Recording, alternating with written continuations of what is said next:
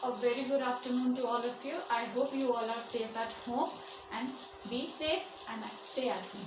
Okay, so at the last thing we finished over there, we'll be now continuing with the second topic, that is water cycle. Water cycle is one of the most important topic of your chapters, and it is the most scoring, most interesting part of the chapter. So we will be starting with water cycle. सबसे पहले आपको ये समझना जरूरी है कि इसको basically water cycle क्यों नाम दिया. हर चीज के पीछे एक लॉजिक होता है, एक रीजन होता है. सिमिलरली वाटर साइकिल ही क्यों, ट्राइंगल, रेक्टेंगल, स्क्वायर कुछ भी बोल सकते थे. Why water cycle? तो बेसिकली इस प्रोसेस में क्या होता है, आपका साइकिल का मतलब क्या होता है, सर्कल, सर्कुलर फॉर्म. साइकिल में आपका साइकिल भी देखते हो. साइकिल को साइकिल किस लिए बोलते हैं, क्योंकि जो उसके पैडल्स होते हैं, आप मूव करते हो, वो सर्कुलर फॉर्म में रोटेट करते हैं. तो बेसिकली साइकिल का हम रेफरेंस करते हैं किससे, सर्कल से. और सर्कल का मतलब होता है कि एक पॉइंट आपने जहां से स्टार्ट करा, घूम के उसी पॉइंट पे वापस आ जाना. तो वाटर साइकिल का मतलब बेसिकली क्या है, जो आपका वाटर है वो आपका एक फॉर्म से दूसरी फॉर्म में कन्वर्ट हो रहा है पर वापस उसी स्टेट पे आ रहा है, इसको हम बोलते हैं वाटर साइकिल. सो बेसिकली पहले आपको अगर वाटर साइकिल पे क्वेश्चन आता है, फॉरमोस्ट इम्पॉर्टेंट क्वेश्चन है, आता ही आता है, तो सबसे पहले आपसे पूछा जाएगा व्हाट इज वाटर साइकिल. तो आप जस्ट जनरली एक थोड़ा सा ब्रीफ बता सकते हो कि water cycle means the rotation of the water from one form to another, या फिर द साइक्लिंग या moving of the water from one form to another. ये तो था basic introduction about water cycle. Now उसके अंदर वो प्रोसेस होता क्या है, अब हम वो पढ़ेंगे.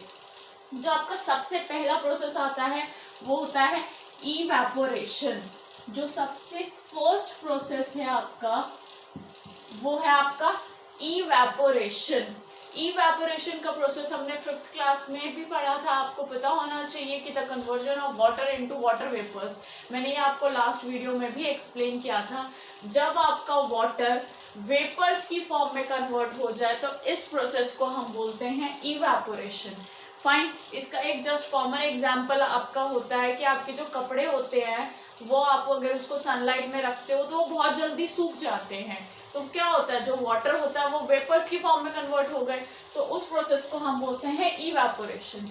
आपका जो नेक्स्ट टॉपिक है वो है ट्रांसपिरेशन. जो इसी के अंदर आप ये लगा लो कि एक बच्चे का नाम है आयुष और उसी का घर पे नाम है आशु. सिमिलरली आपका ये एग्जाम्पल है कि इवेपोरेशन है. इवेपोरेशन का जो प्रोसेस है आपका, उसी का जो सेकंड नेम है वो है ट्रांसपिरेशन. ट्रांसपिरेशन के अंदर आपका क्या होता है, बेसिकली ट्रांसपिरेशन में आपके जो लॉस ऑफ वाटर होता है, loss of water from leaves is known as transpiration. तो बेसिकली जो प्लांट से लॉस होता है वाटर का, उस प्रोसेस को हमने क्या नाम दिया, ट्रांसपिरेशन. मतलब कि आपका बेसिकली जो इवेपोरेशन है, ट्रांसपिरेशन है, सेम प्रोसेसेस हैं. बस बात इतनी है कि इवेपोरेशन का नाम इन जनरल फॉर्म में रख दिया, ट्रांसपिरेशन का in the cases of plants and trees के केस में रख दिया. जो प्लांट से लॉस ऑफ वाटर होता है, लॉस ऑफ वाटर, इसको हम बोलते हैं ट्रांसपिरेशन. फाइन.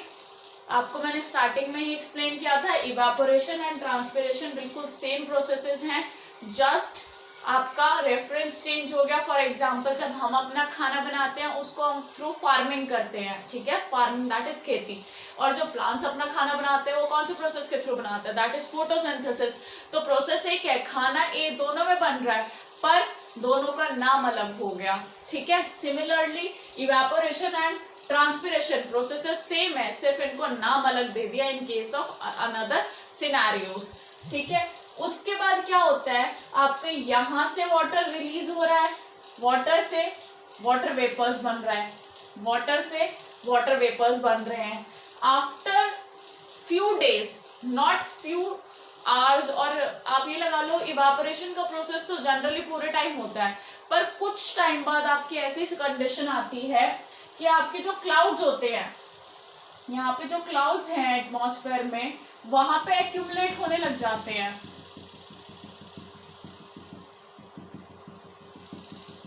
यहाँ पे ये एक्यूमुलेट हो गए, धीरे धीरे आपके जो वेपर्स हैं वो इसको कंप्लीटली फिल कर लेते हैं क्लाउड को।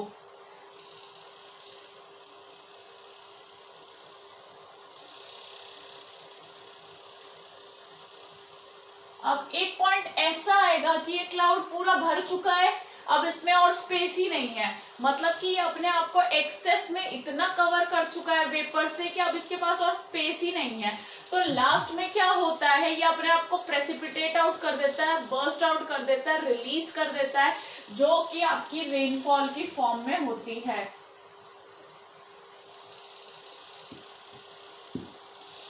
अभी ऑल्दो बोर्ड पे बहुत ज्यादा हॉच-पॉच टाइप में हो गया है, so I will be explaining one by one in a general reference. Okay, now water cycle के आपके कुछ जनरल स्टेप्स थे जो कि हम अब स्टार्ट करेंगे। जो स्टेप नंबर 1 है वो है आपका इवेपोरेशन। फाइन, इवेपोरेशन होता है conversion of water into vapours. इस प्रोसेस को हमने नाम दिया इवेपोरेशन। फाइन, इसी से रेफरेंस में आके आपका एक और प्रोसेस होता है जिसको हम बोलते हैं ट्रांसपिरेशन। दोनों में सेम है, प्रोसेस बिल्कुल सेम है। इसमें भी लॉस ऑफ वाटर होता है लीव्स के थ्रू और वेपर्स ही बनते हैं, बट नाम हमने बेसिकली अलग अलग रेफर कर दिए। फाइन, तो this is your first step. When we talk about step number 2, step 2 है आपका कंडेंसेशन। अब यूजुअली बच्चे कंडेंसेशन के अंदर रेनफॉल शो करके आते हैं, which is very wrong. Condensation के अंदर रेनफॉल नहीं होती है। कंडेंसेशन के अंदर आपके जो क्लाउड्स हैं वो हैवी हो जाते हैं, दैट्स इट। जो क्लाउड्स हैं वो वेपर से कंप्लीटली फिल हो जाते हैं, वेपर्स उसके अराउंड या उसके अंदर अपने आप को एक्यूमुलेट कर लेता है, भर लेता है उसको, और क्लाउड्स क्या होते हैं आपके हैवी हो जाते हैं। और जैसे ही वो हैवी होते हैं अपने आप में आप कंट्रोल ही नहीं कर पा रहे। फॉर एग्जाम्पल, आप एक बच्चे को 10 थप्पड़ मार रहे हो, 15 मार रहे हो, 20 मार रहे हो, लास्ट में आके तो वो चिल्लाएगा, लास्ट में आके वो अपने आप को बर्स्ट आउट करेगा। सिमिलरली आपने इसको कंप्लीटली फिल कर दिया है, लास्ट में आके अपने आप को रिलीज आउट करेगा। तो जो आपका स्टेप नंबर 3 है, जो स्टेप 3 है वो होता है आपका प्रेसिपिटेशन। प्रेसिपिटेशन के मतलब ही होता है प्रेसिपिटेट होना, रिलीज आउट होना, और इस प्रोसेस के अंदर आपकी रेन होती है। Fine, so I will be explaining these 3 topics again. सबसे पहला जो स्टेप है आपका इवेपोरेशन है। इवेपोरेशन के अंदर आपके वाटर्स जो हैं वो वाटर वेपर्स की फॉर्म में कन्वर्ट होते हैं। The conversion of water into water vapours is known as evaporation. जो ट्रांसपिरेशन का प्रोसेस है वो भी आपको इसी में लिखना है कि इवेपोरेशन स्लैश करके ट्रांसपिरेशन, ये दोनों बिल्कुल सेम प्रोसेसेस हैं। Loss of water by the leaves, बस एक प्रोसेस के 2 नाम रख दिए क्योंकि अलग अलग इंडिविजुअल परफॉर्म कर रहे थे। फाइन, इसके बाद आपका स्टेप नंबर 2 आता है कंडेंसेशन। कंडेंसेशन में क्या होता है, जो वाटर ऊपर पहुंच चुका है वो आपका इतना ज्यादा हैवी हो गया, एक्यूमुलेट हो गया। ऐसा नहीं है कि within 1 day 2 day, it takes time, वरना आपको पता होना चाहिए हर दूसरे तीसरे दिन बारिश होती है, विच इज नॉट पॉसिबल। पर कंडेंसेशन का जो प्रोसेस होता है, क्लाउड्स में कैपेसिटी होती है, तो इस वजह से वो एक्यूमुलेट करते रहते हैं फॉर आफ्टर अ टाइम। जैसे ये टाइम आया, एक पॉइंट रीच हो गया, उसके कैपेसिटी के बाहर हो गया कि अब मुझसे नहीं हो पा रहा है, देन एट दैट पॉइंट वो जो क्लाउड्स होते हैं वो हैवी हो जाते हैं और उसके बाद वो क्या करते हैं, प्रेसिपिटेट आउट कर देते हैं। That is the third step जिसके अंदर रेनफॉल होती है। यूजुअली स्टूडेंट्स यही मिस्टेक करते हैं कि प्रेसिपिटेशन में और कंडेंसेशन में कंफ्यूज हो जाते हैं और कंडेंसेशन के अंदर रेनफॉल शो कर देते हैं, which is again very wrong. Fine. This is the process of water cycle. This is the foremost important topic of your chapter. Now we'll be learning about the conservation of water. Conservation का मतलब होता है किसी भी चीज को बचाना for future need. अभी तो चलो जैसे तैसे काम चल रहा है, but for future need, future की जो जनरेशन आएगी उनके लिए भी कंजर्व करना, that is known as conservation. तो कंजर्वेशन ऑफ वाटर मीन्स कि सब यूं बोलते हैं कि 97% ऑफ अमाउंट वाटर है, 3/4 of the amount of the surface of water है, इतना पानी है, but that is not suitable for drinking, neither for other purposes. Fine. So जितना लिमिटेड अमाउंट ऑफ वाटर है, we need to save it, we need to conserve it. और यही general awareness आपके around convert करने के लिए, एक point से दूसरे पॉइंट तक पहुंचाने के लिए ये चैप्टर आपके रेफरेंसेस में, बुक्स में डाला गया है. Fine. So will be starting with conservation of water and उसकी अलग अलग टाइप की techniques. Okay, so here are listed some of the ways to conserve water. कुछ वेज, कुछ तरीके मेंशन करे गए हैं यहाँ पे जो आप वाटर को कंजर्व कर सको या फिर बचा सको. तो very first step is fix the leakage of the water from the taps and the pipe. For example कि आप देख रहे हो कि एक पाइप है, वो लीक कर रही है, तो कुछ जनरली लोग इग्नोर करते हैं कि ठीक है, एक ही, दो ही, तीन ही तो ड्रॉप वेस्ट हो रही है. पर आप इसी चीज को कंसिडर लेके चलो लॉन्ग रन में, एक दिन में 1 बकेट ऑफ वाटर लूज हो रहा है, 2 दिन में 2 बकेट हो रहे हैं, 10 डेज में 10 बकेट ऑफ वाटर लूज हो रहे हैं. तो एक उस जनरली लीकेज के थ्रू आपके जब 10 बकेट्स 10 डेज में लूज हो रहे हैं, सो इट इज, आप ये लगा लो कि आपको ample amount of water 1 year में, 2 ईयर में कितना लूज हो जाएगा.